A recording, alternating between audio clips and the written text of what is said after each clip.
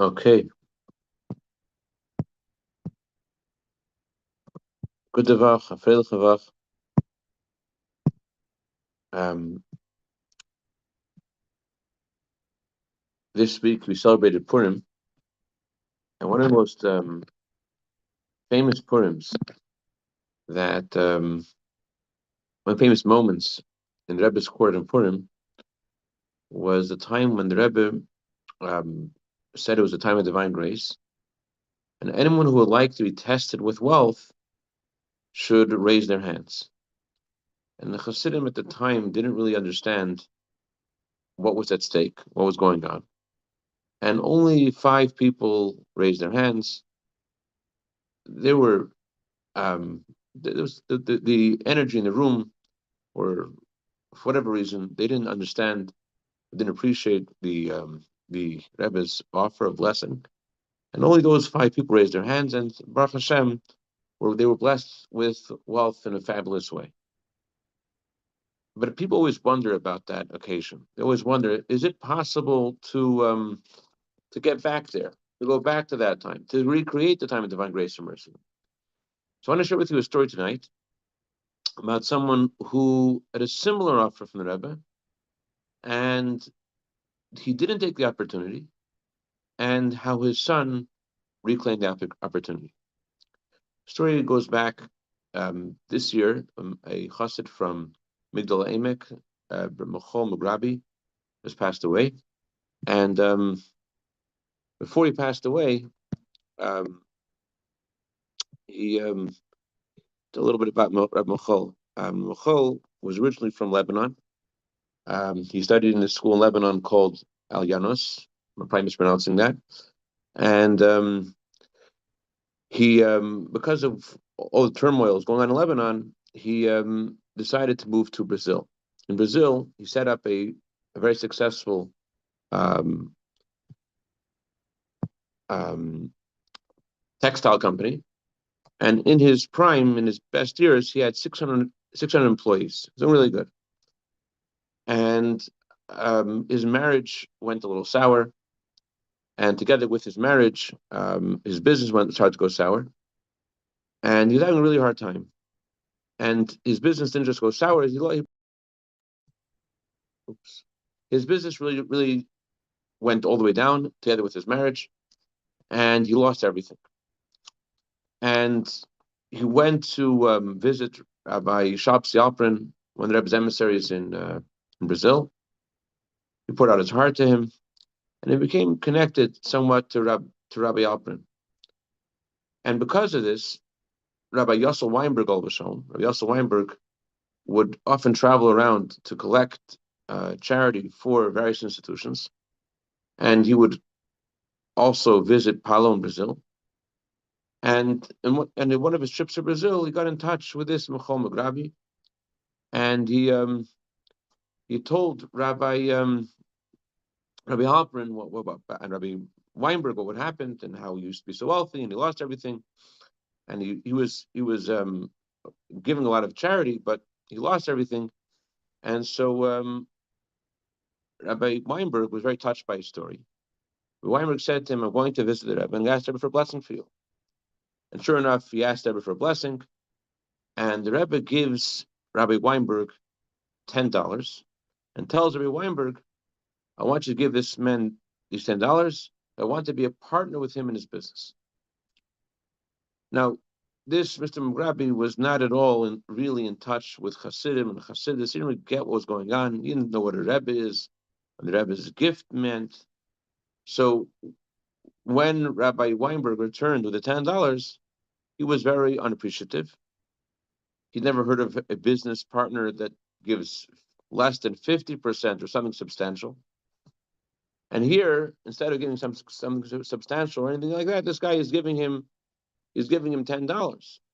So he tells Rabbi Weinberg, "I'm sorry, I don't want this partnership.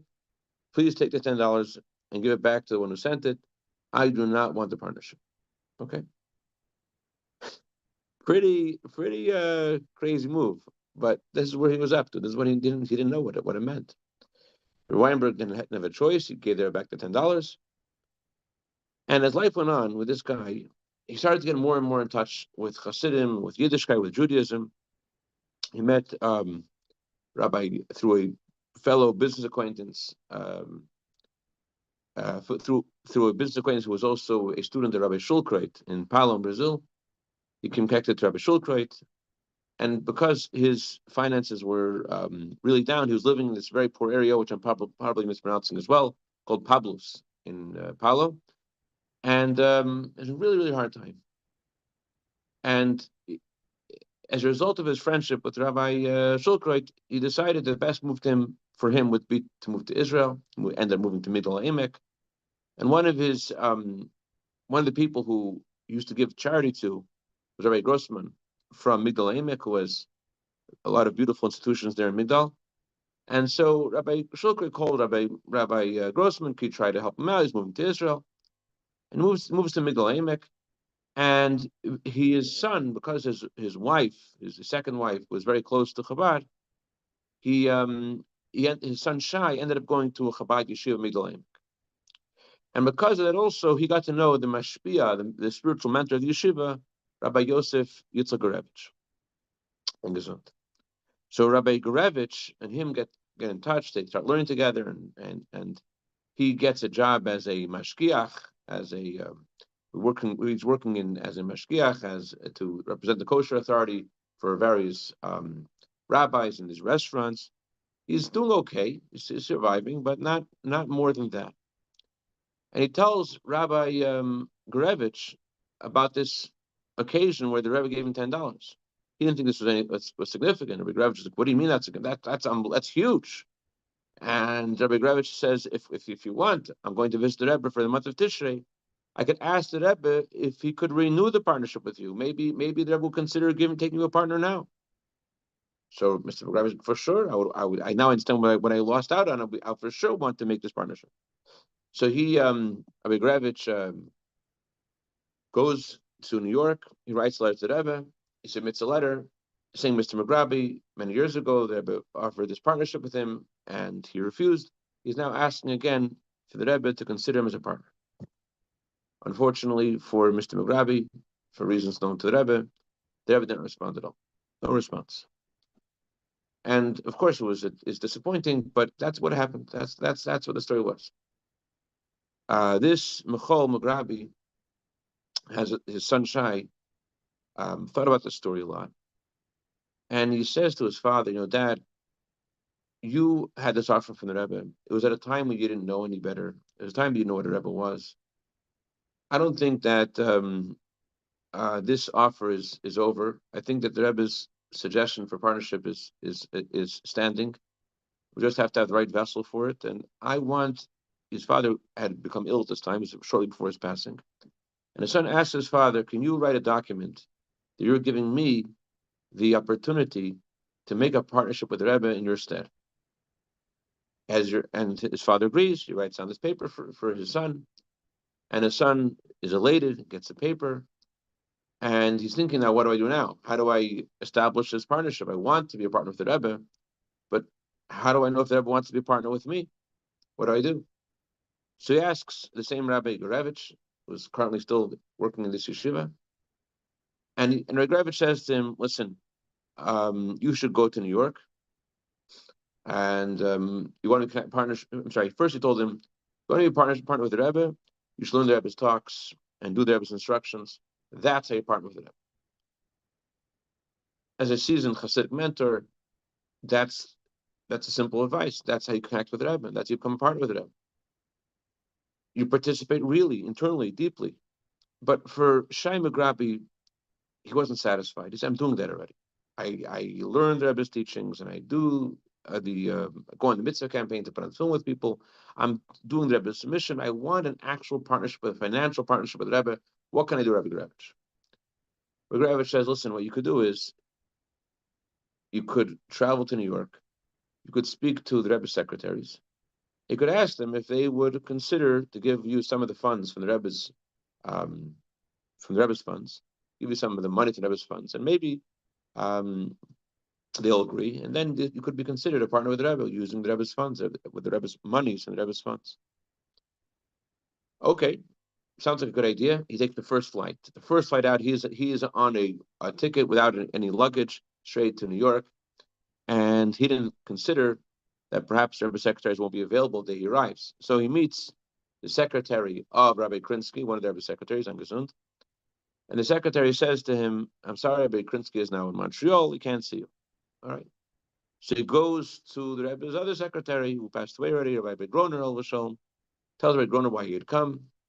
Rabbi Groner says, "What you need to do is you need to go to the Rebbe himself. You need to go to the OL. You need to ask the Rebbe if he wants to be a partner with you. You're asking me, I'm just a secretary. You have to ask the Rebbe if he wants to be a partner with you." Okay. So he does that. He goes to the OL.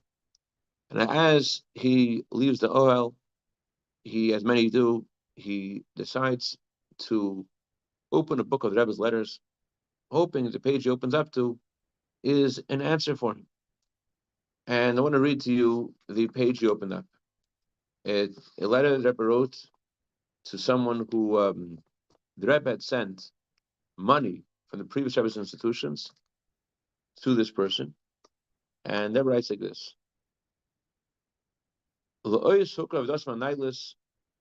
as a sign of recognition for your superior service, for your superior work,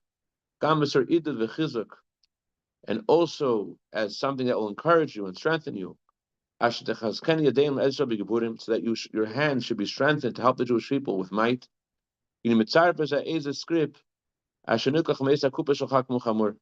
I'm sending herewith a check from one of the institutions of my father-in-law. These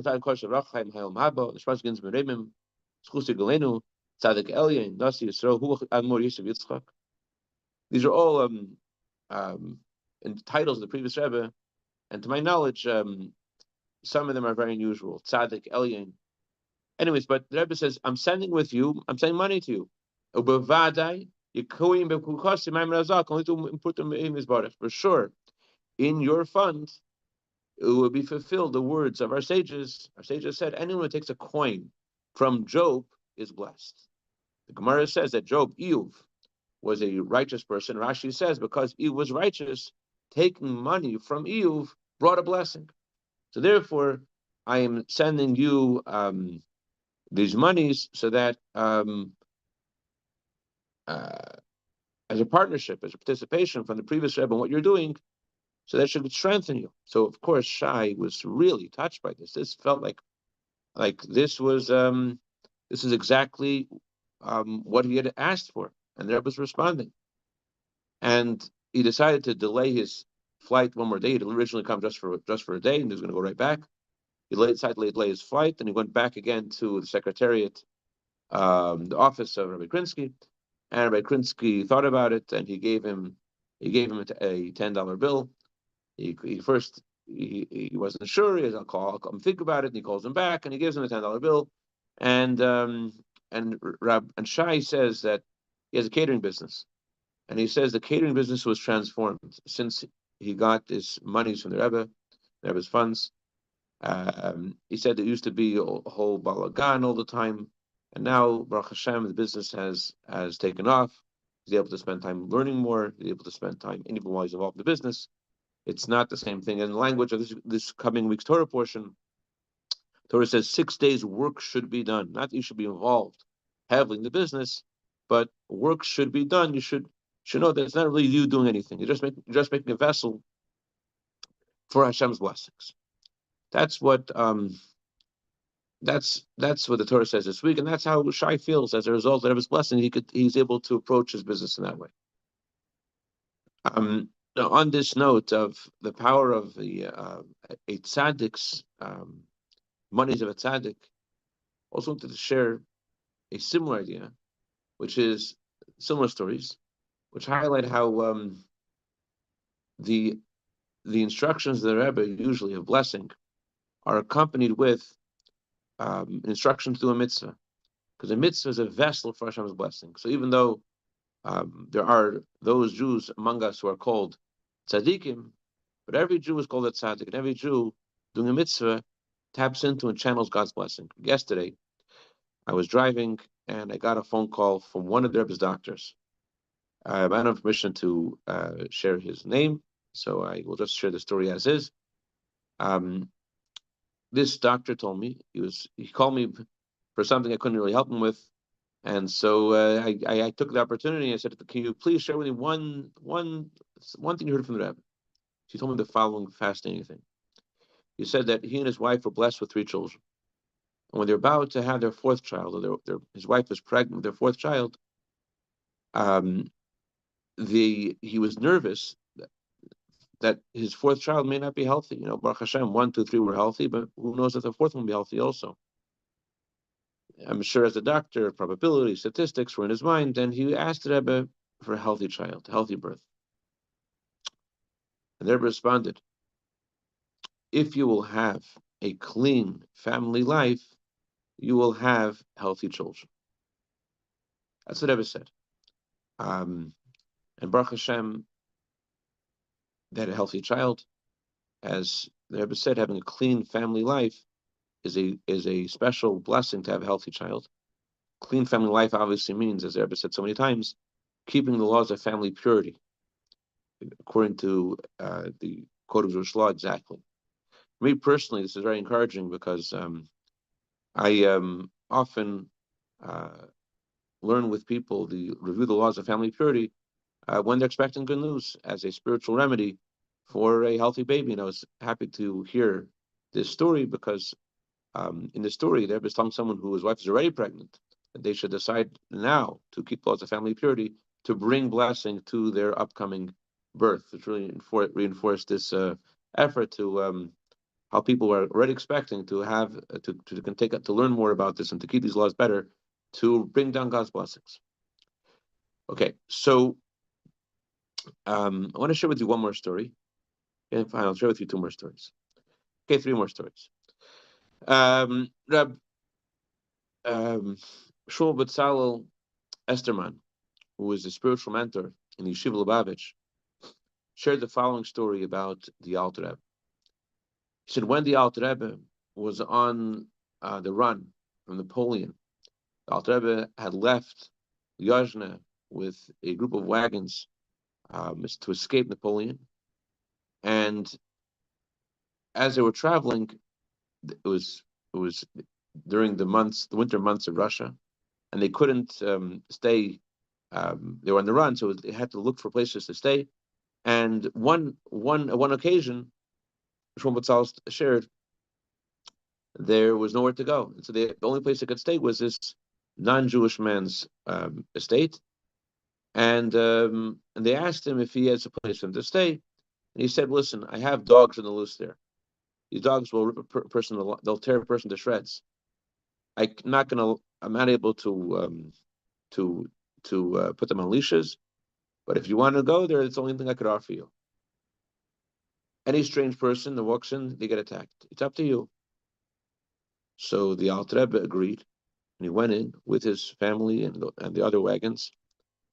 And miraculously, Rabbi Moshe said that these dogs suddenly were transformed to be, like he said, like gentle calves, like gentle calves grazing. Didn't do anything. They stayed there, and this non-Jew was so impressed that he asked the Alter Rebbe if he could give him a blessing. What kind of blessing would you like? I want a blessing for my oldest son. My oldest son is going to be drafted into the army, and I don't want to join the army. It's a dangerous place. I wanted the Rebbe to bless him. He shouldn't have to join the army. So Alter Rebbe summoned his son, and the Alter Rebbe gave him a blessing. And then his son went to go to the draft, military draft. He said, Shlomo said his son was a son of this prominent person, was well fed, looked very strong, very healthy, and yet when he came to the draft board, they took one look at him and they said, "Pashalvan." That means get out of here, dog. You cannot serve. You're not fit to serve. Immediately rejected from the army. The words of a tzaddik and the care of a tzaddik is something which is eternal and there's no limitations of time and space, which leads us to our featured story. I don't think I shared the story with you, but even if I did, it's a story that bears repeating. It's a story, a very powerful story that really is uplifting. It just came from the Torah portion of Ki Sisa, and this story is a very uplifting story. And as the Torah portion begins, Ki Sisa Zeresh Bnei Yisrael, when the heads of the Jewish people are counted, or literally are lifted up. Never spoke about how this past Shabbat is a Shabbat where the Jewish people are lifted up, especially through the Moshe Rabbeinu, the Moses of the generation. And here's the story. Rabbi Miki Alpern, the son of the rabbi I mentioned before, Bishapsi Alpern, shared the following story. He said when he was a young yeshiva student, growing up in Brazil, he was having a very hard time. Everyone made fun of him. Everyone scorned him because he was different to the other boys in this Satmar yeshiva. The Satmar and Chabad had some tension at the time, and so both the administration and the other boys ridiculed him. Make matters worse, because of the crime at the time in Paulo in Brazil, he wasn't able really to go outside to play in a regular park. But in the courtyard in his building, he also couldn't play because he had a neighbor who was anti-Semite, and he would beat him up. So he was really having a very hard time growing up. But his family told him, "Don't worry, you're going to move to New York when you turn bar mitzvah. When you turn bar mitzvah, you go to the Rebbe and the Rebbe's yeshiva.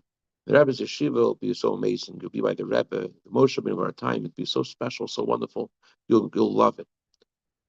So Mickey was very excited to move to New York when he turned 14 years old. He's on a plane to New York. It's going to be different. It's going to be wonderful. Finally, I'll be able to be in a special place, special place. He comes to New York, but he had a very hard time. He had a hard time because the boys didn't treat him very well. Why not? He didn't know how to make friends. He never made friends in his life. Besides the fact that he only spoke Portuguese. He had a really hard time with all these boys. And he would go to the Rebbe's Farbrengens, and at that time, the Rebbe didn't give out regularly, as he did in more later years, dollars every Sunday. There's no real way for anyone to approach the Rebbe. And so he was really upset. And he felt like the Rebbe doesn't even know I'm in pain. The Rebbe doesn't even feel where I am. At least if you know how I was here, at least if I knew he knew I was here, at least if you give me a sign that he knows I'm here and he cares for me, and that would really mean a lot to me. That's what he would say to himself and to the Rebbe silently, day in and day out, for 2 weeks. After 2 weeks in New York, on Saturday night, it's Kiddush Levana. It's the prayer that's recited for the new moon, and the Rebbe traditionally would bless people standing next to him, as we do in this prayer, with the words Shalom Aleichem, greetings unto you, Shalom Aleichem. You say it 3 times. The Rebbe would say it to the people closest to him. For example, Rabbi Meir Harlegol Vasham was right next to the Rebbe. They would say to him Shalom Aleichem because he was right next to the Rebbe. But this time, the Rebbe said Shalom Aleichem to his right, Shalom Aleichem to his left, and then the Rebbe turned 180 degrees, and the Rebbe was looking, and I was looking, who was the Rebbe looking for? And the people started moving away, so the Rebbe could see who he's reaching out to. And finally, after all the people moving back away, finally the Rebbe sees this boy, Miki Alpern, and the Rebbe says to him, Shalom Aleichem. Imagine how that melted his heart, how that renewed his spirits, rejuvenated his spirits. And after Kiddush Levana was over, people realized this boy, what a special attention he got from the Rebbe, and they were so excited. They danced with him, they sang with him, and it lifted his spirits up completely. And things changed also in school. Boys and the teachers, he had a different attitude, and that they reacted to him differently. The next Kiddush Levana, a month later, again, the Rebbe turned to him, Shalom Aleichem, Shalom Aleichem. He was standing again far away. The Rebbe looked for him, Shalom Aleichem. And this happened every single month. Every month, the Shalom Aleichem, every month, the encouragement, and every month it renewed him again with a new spirit. And it's something that is very relevant to us now, as you're waiting for the coming Mashiach, waiting to see the Rebbe. But we get reminders from the anti-Semites of how the activities of the Rebbe have such an impact on the world. But we have to realize ourselves that the tzaddik as Rabbi Rashab said, that just like it says about Moshe Rabbeinu, the shepherd does not leave his flock. Same is true also for the shepherd, the Jewish people in our generation, our Rebbe, that every chassid, every Jew is seen, is heard, is connected, and that when you write a letter to the Rebbe from your heart, the Rebbe answers you, the Rebbe hears you. One more story. This story was shared with the Chabad magazine. It happened in 2022. There was a couple, they shared the story about their 9 months old at the time, 9-month-old boy. They told the Chabad that their son, at the age of 3 months, they brought him for a routine checkup. The doctor examined the circumference of his head, and he said the baby's head is too small. You need to come back and be examined again, because the baby has to grow. It's unhealthy. They have to do an intrusive test, an intrusive surgery possibly, because the baby's head is just too small. Imagine the how distraught the father and mother were. So father went to the Ohel. He asked him for a blessing, poured out his heart, and leaving the Ohel, he also opened the book of the Rebbe's letters. And the Rebbe writes in the letter how important it is to put on Rabbeinu Tam Tefillin. There is a discussion in the Code of Jewish Law if you should wear 2 pairs of tefillin. The Kabbalists say it's an obligation to wear 2 pairs of tefillin. The Komarner Rebbe wrote famously that it's a biblical commandment to wear 2 pairs of tefillin. And among Hasidim, it was one of the things that distinguished the Baal Shem Tov from other leaders of his time, that he said everyone should wear 2 pairs of tefillin. The Arizal said everyone should wear 2 pairs of tefillin. And most recently, Rebbe said that it's something that is we should consider as an obligation, that everyone should wear 2 pairs of tefillin. It's not just something which is an extra higher level. It's something everyone should do it. It's an obligation. And although the Alter Rebbe writes in the Code of Jewish Law that it's a custom, the Alter Rebbe is just talking about when to put them on. But it's an obligation for everyone to wear it. We don't say a blessing on these tefillin, but it's important. Anyways, he opens up the Rebbe's letters, and the Rebbe says that you need to put on Rabbeinu Tam Tefillin. He puts on the Rabbeinu Tam Tefillin for the first time in many years. Many years before he put them on. But as happens often, Jews, one of the ways to the evil inclination gets at Jews, he tells us, you're undeserving. You're not on the level to do this. You have to be on a higher level. You can't do this, not for you. So got them also. He didn't stop putting on Rabbeinu Tam Tefillin. But seeing that of his letter, you should put on Rabbeinu Tam Tefillin. He immediately puts on Rabbeinu Tam Tefillin. And as he put his tefillin on, he realizes that the way the doctor was measuring the circumference of his baby's head was the same place he put on the tefillin. He went back to the doctor. This was on the 1st of Tammuz, Rosh Chodesh Tammuz, Tafshin Pico-Bais in 2022. And his next visit to the doctor showed that Baruch Hashem, miraculously, there was significant dramatic growth in the baby's head. Baruch Hashem, baby's fine. Thank God. Point is, there's a tzaddik. The point is that we ourselves are all foundation tzaddikim, and our actions make a difference. And we could see now with our eyes that we are at the threshold of the coming Mashiach. Something we always knew, but now we could see it. We have to open our eyes. As Rebbe says, we could open our eyes and see that we're at the threshold of the redemption. Continuous miracles that are happening now that are, like the story of Purim, maybe vested in nature somewhat, but really obvious miracles. Destruction of enemies of Jewish people, like in the story of Purim, happened at the time of Purim. It's something which Hashem is showing to us. We need to wake up and swallow the coffee and realize that Hashem is making something happen for the Jewish people, for each of us, and it's connected to absolutely the coming Mashiach Tzedekenu. God Mamish. All right. A good tavach and a freilich tavach. A story about